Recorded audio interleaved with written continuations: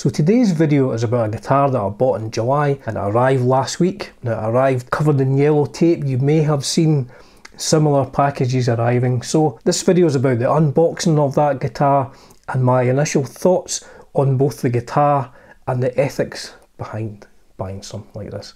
So I do hope you enjoy it. Let's play that video.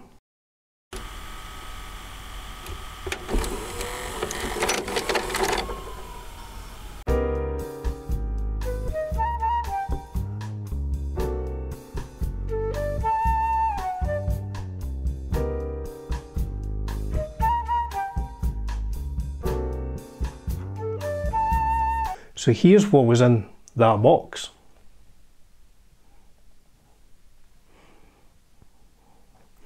Now, it would be fair to say you don't see many of these guitars about. So before we get into looking at this guitar, I'll give you some of my thoughts. If you can spare me 4 or 5 minutes of your time, give you some of my thoughts on this, and then we'll look at the guitar. This is a copy guitar. This is a copy of a Gibson MODERNE, but the difference here between what's affectionately known as a Chibson is that these don't come with a Gibson logo.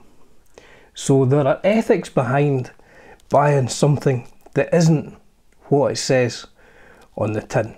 You're buying something that has a name on the headstock that it is not. On this headstock there is a name, which this guitar is definitely not. Now on that note, here's a copy of the email I sent to the seller on eBay.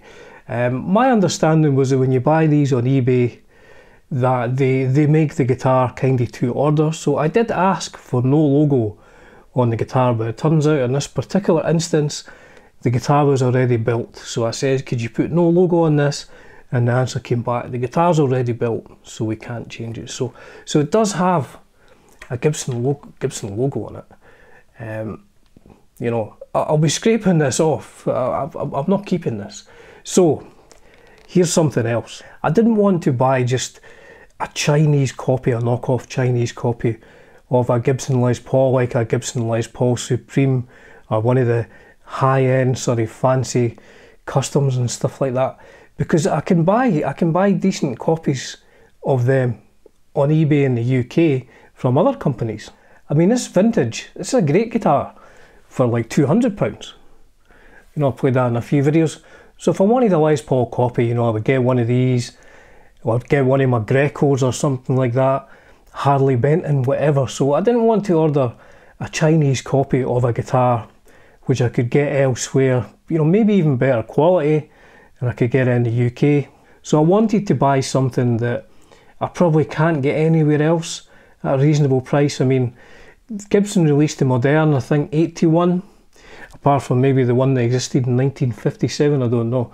But they did a reissue in the early 80s. So I mean, let's have a quick look at how much it would cost you to buy a 1980s Gibson MODERNE.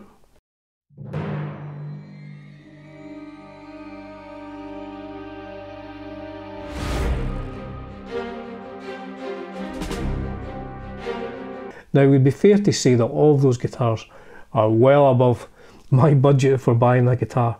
Now they did a reissue in a run in 2012, I think.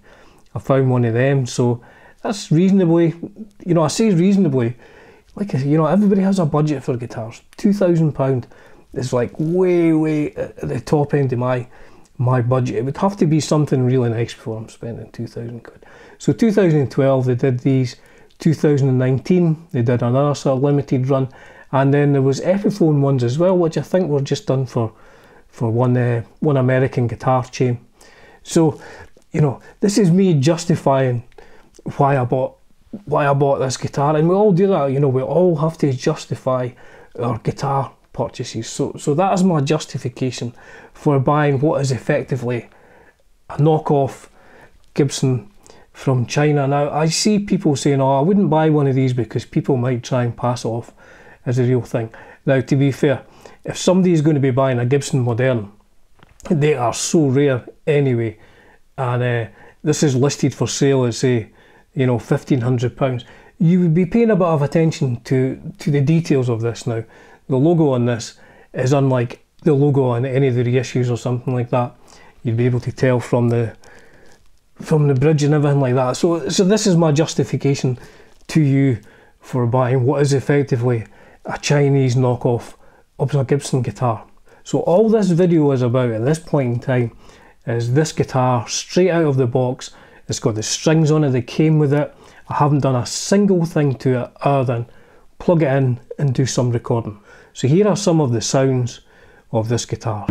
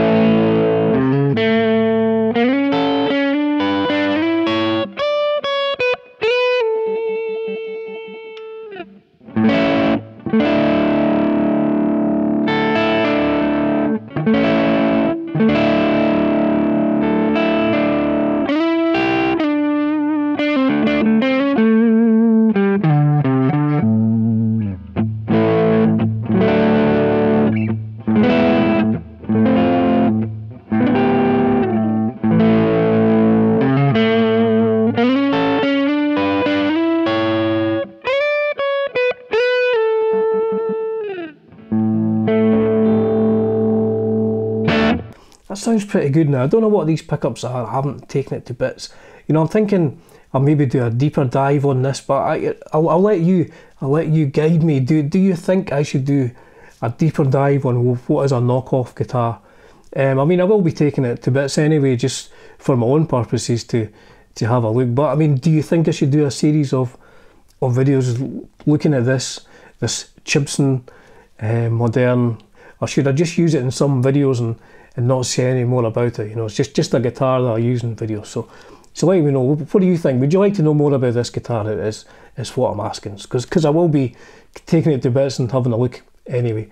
But it plays great out the box. I haven't done a single thing to it at all. These original strings, everything that came with, there are no sharp fret ends. It's got a big chunky beefy neck, almost like that 57 Custom Shop Junior, but considerably less money than that guitar. It plays really well out of the box.